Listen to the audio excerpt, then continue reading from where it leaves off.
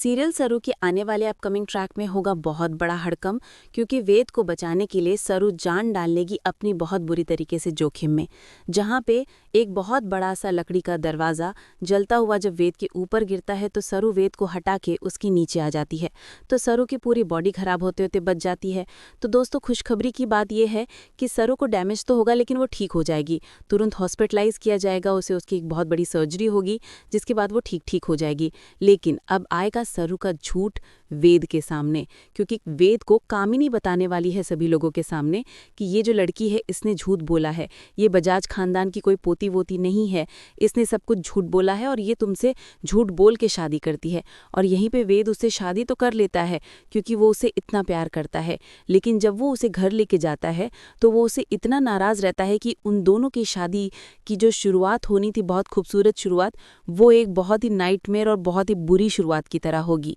वहीं पे धक्के मार के बाहर निकालती हुई नजर आने वाली है सरू को हमारी तारा आंटी, क्योंकि तारा को अब इतनी नफरत हो गई है सरू से कि उसने झूठ बोल के अपने उसके बेटे को फंसाया है और वो इतनी चिढ़ती है कि वो सरू को देखना नहीं चाहती। लेकिन वेद प्यार की वजह से सरू का साइड तो लेता है, लेकिन उससे इतना बुरा माना हुआ है कि वो उसे अब माफ नहीं करेगा।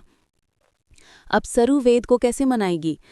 वेद को नहीं मनाएगी सरू, मनाएगी तो सरोजा, क्योंकि सरोजा जब वेद और सरू का जो मैरिड लाइफ है वो खराब होते हुए देखेगी तो वो तुरंत ही वेद के पास जाके और तारा के पास जाकर बताएगी कि सरू मेरी बेटी है, मेरे और चंद्रकांत की बेटी, और सरू ही है जो बजाज खानदान की इकलौती वारिस है। मैंने ये सारा सच इसलिए नहीं बताया था क्योंकि कामिनी से मुझे बहुत डर है और वो मुझे और मेरी बेटी को मारना चाहती है, इसलिए मैंने ये सच सबसे छुपा के रखा। लेकिन जहां आप लोग मेरी बेटी के ऊपर इतने बुरे बुरे इल्ज़ाम लगा रहे हैं तो मैंने इसलिए अपनी बेटी का सच आपको बता दिया है, लेकिन ये सच कहीं बाहर नहीं जाना चाहिए। तो देखना मज़ेदार होगा आगे आने वाला अपकमिंग ट्रैक। एक लाइक ज़रूर करिए और आपको दिवाली की शुभकामनाएं।